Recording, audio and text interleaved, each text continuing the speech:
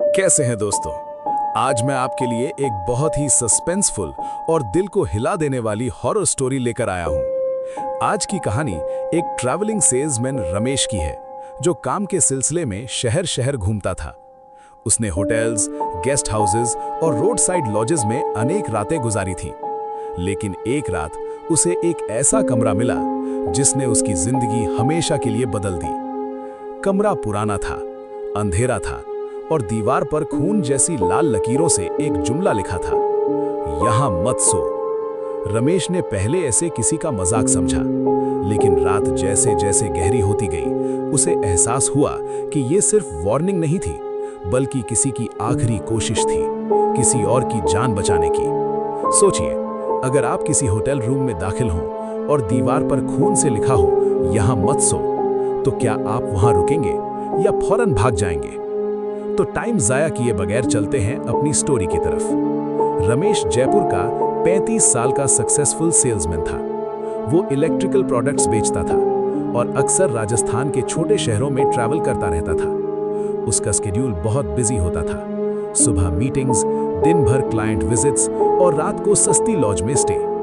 एक बरसाती शाम वो जोधपुर और बीकानेर के दरमियान एक सुनसान हाईवे पर सफर कर रहा था। आसमान पर सियाह बादल छाए हुए थे, बिजली चमक रही थी और तेज बारिश ने विजिबिलिटी लगभग खत्म कर दी थी। रात के करीब 11:30 बजे उसकी गाड़ी अचानक खराब हो गई। इंजन बंद, मोबाइल सिग्नल वीक, मदद का कोई जरिया नहीं। कुछ दूर उसे एक पुरानी सी नियॉन बोर्ड चमकती नजर आई, शांति गेस्ट हाउस। मजबूरन वो अपना सूटकेस लेकर वहां पहुंचा। रिसेप्शन पर एक दुबला पतला बुजुर्ग बैठा था। उसकी आंखें अजीब हद तक सुस्त और बेनूर थीं। रमेश ने पूछा, कोई रूम मिल सकता है? बुजुर्ग ने कुछ लम्हे उसे घूरा, फिर धीमी आवाज में कहा, सिर्फ एक कमरा खाली है, रूम 13। रमेश हंस पड़ा, परफेक्ट, बस सोने की जगह चाहिए। बुजुर्ग ने की देते हुए एक पल के लिए रुक कर कहा, अगर कुछ अजीब लगे तो लाइट बंद मत करना। रमेश ने इस बात को भी मजाक समझा। वो सेकंड फ्लोर के एंड पर मौजूद रूम 13 तक पहुंचा। कॉरिडोर सुनसान था, ट्यूब लाइट हल्की हल्की फ्लिकर कर रही थी। उसने की घुमाकर दरवाजा खोला। क्रींक। कमरे में पुरानी फर्नीचर, एक सिंगल बेड और दीवार पर नमी के बड़े दाग थे। लेकिन बेड के बिल्कुल सामने लाल रंग में दीवार पर लिखा था, यहां मत सो। उसके कदम वहीं जम गए। रमेश कुछ लम्हों तक दरवाजे पर ही खड़ा रहा। दीवार पर लाल रंग से लिखा हुआ था, यहां मत सो। अल्फाज इतने बेचैन कर देने वाले थे कि उसके जिस्म में ठंडी सी लहर दौड़ गई। लेकिन थकान इतनी ज्यादा थी कि उसने खुद को समझाया, शायद किसी ड्रंक गेस्ट का स्टूपिड प्रैंक होगा। उसने बेड की चादर चेक की, सब कुछ नॉर्मल लग रहा था। बाथरूम साफ था, विंडो लॉक्ड थी और कमरे में किसी इंसान के होने का कोई निशान नहीं था। रमेश ने मोबाइल चार्ज पर लगाया, सूट उतार कर बेड पर बैठ गया, लेकिन उसकी नजर बार बार उस वार्निंग पर जा रही थी। रात के 12:17 बजे। उसने लाइट ऑफ करने के लिए स्विच की तरफ हाथ बढ़ाया। फिर रिसेप्शन वाले बुजुर्ग की बात याद आई, अगर कुछ अजीब लगे तो लाइट बंद मत करना। रमेश ने फौरन हाथ वापस खींच लिया। उसने साइड लैंप ऑन रखा और बेड पर लेट गया। 1:03। सीलिंग से हल्की सी टैपिंग की आवाज आई, टैप टैप टैप। रमेश ने सोचा शायद बारिश की वजह से कोई आवाज हो, लेकिन टैपिंग धीरे धीरे दीवार की तरफ से आने लगी, बिल्कुल उस वार्निंग के पीछे से। टैप टैप टैप, जैसे कोई दीवार के अंदर से सिग्नल दे रहा हो। रमेश सीधा बैठ गया, उसका गला सूख गया। 1:41। कमरे का टेम्परेचर अचानक बहुत ठंडा हो गया। उसकी सांस से हल्की धुंध निकलने लगी। विंडो बंद थी, एसी ऑफ था, फिर भी हवा बर्फ जैसी हो चुकी थी। 2:06। उसने देखा कि दीवार पर लिखे लफ्ज हल्की हल्की चमक रहे हैं, जैसे लाल रंग अभी भी गीला हो। और फिर उसके सामने लफ्जों के नीचे धीरे धीरे एक और जुमला उभरने लगा, वो बेड के नीचे है। रमेश का दिल उसके सीने से टकराने लगा। उसने घबराकर पैर बेड से ऊपर खींच लिए। उसी पल बेड के नीचे से किसी के भारी सांस लेने की आवाज सुनाई दी, जैसे कोई बहुत देर से उसका इंतजार कर रहा हो।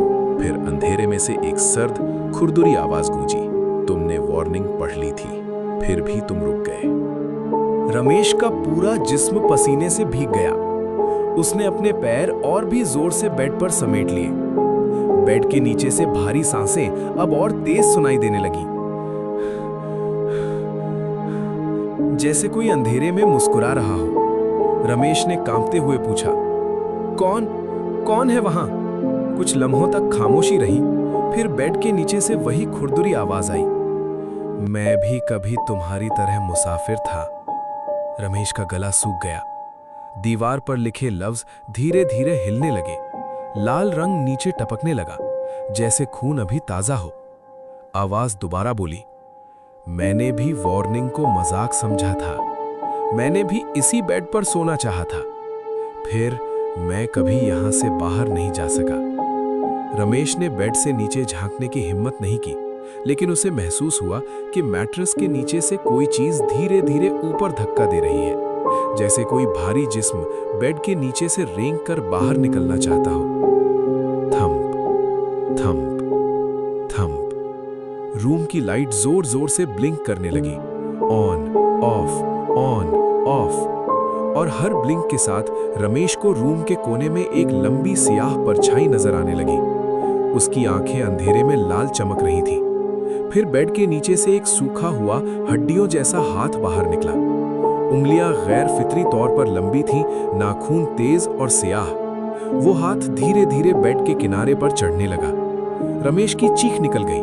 उसने सूटकेस उठाया और दरवाजे की तरफ भागा, लेकिन हैंडल बिल्कुल जम था। उसने जोर से खींचा, खुल जाओ प्लीज, लेकिन दरवाजा नहीं खुला। पीछे से आवाज फिर गूंजी, इस बार बिल्कुल उसके कान के करीब, अब तुम मेरी जगह सोओगे।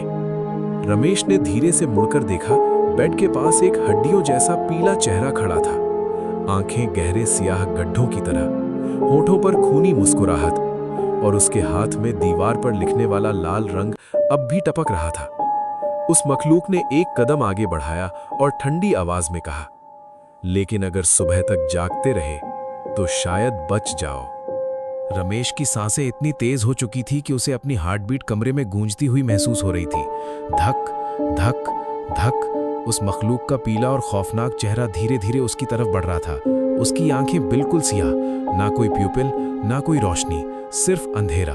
रमेश को उसकी बात याद आई, अगर सुबह तक जागते रहे तो शायद बच जाओ। उसने फौरन अपनी घड़ी देखी, 3:07 AM, मतलब सुबह होने में अभी बहुत वक्त बाकी था।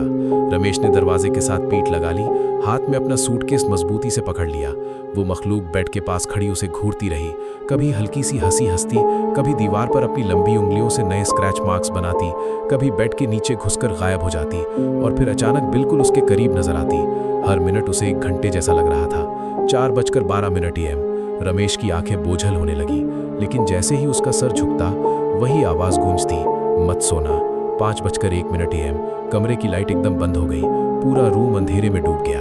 रमेश ने सोचा अब सब खत्म हो गया, लेकिन कुछ सेकंड्स बाद विंडो के पर्दे से सुबह की पहली हल्की रोशनी अंदर आने लगी।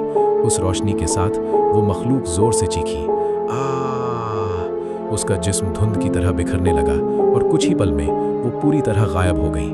रूम में सिर्फ गीली मिट्टी की स्मेल और दीवार पर वो लाल वार्निंग बाकी रह गई, यहाँ मत सो। रमेश ने फौरन दरवाजा खोला। इस बार हैंडल आसानी से घूम गया। वो नीचे रिसेप्शन पर भागा। बुजुर्ग उसे देखकर चुप हो गया। रमेश ने हिचकिचाती आवाज में पूछा, ये सब क्या था? बुजुर्ग ने गहरी सांस ली। सालों पहले एक मुसाफिर इस कमरे में सो गया था। सुबह उसकी लाश बेड के नीचे मिली। उसके बाद जो भी वहां सोता वापस पहले जैसा नहीं रहा। रमेश ने बिना 1 सेकंड जाया किए गेस्ट हाउस छोड़ दिया, लेकिन जाते वक्त उसने दीवार पर लिखी वार्निंग को दोबारा देखा। इस बार उसके नीचे एक नया जुमला लिखा हुआ था, तुमने मेरी जगह नहीं ली, शुक्रिया। उस दिन के बाद रमेश ने कभी किसी वार्निंग को मजाक नहीं समझा, और आज भी जब वो किसी होटल रूम में एंटर करता है, सबसे पहले बेड के नीचे जरूर देखता है। हमें इस स्टोरी से ये सबक मिलता है कि कभी कभी अनजान लोगों की छोड़ी हुई वार्निंग्स मजाक नहीं होती। कुछ पैगाम वाकई किसी की जान बचाने के लिए होते हैं। कहानी अच्छी लगी हो तो कमेंट्स में बताएं। मजीद अच्छी हॉरर, सस्पेंस और सुपरनैचुरल स्टोरीज के लिए मेरे चैनल मिडनाइट वॉल्ट को सब्सक्राइब करें, लाइक और शेयर भी करें। जल्द ही हाजिर होते हैं आपके साथ नेक्स्ट वीडियो में एक और ज्यादा खौफनाक कहानी के साथ।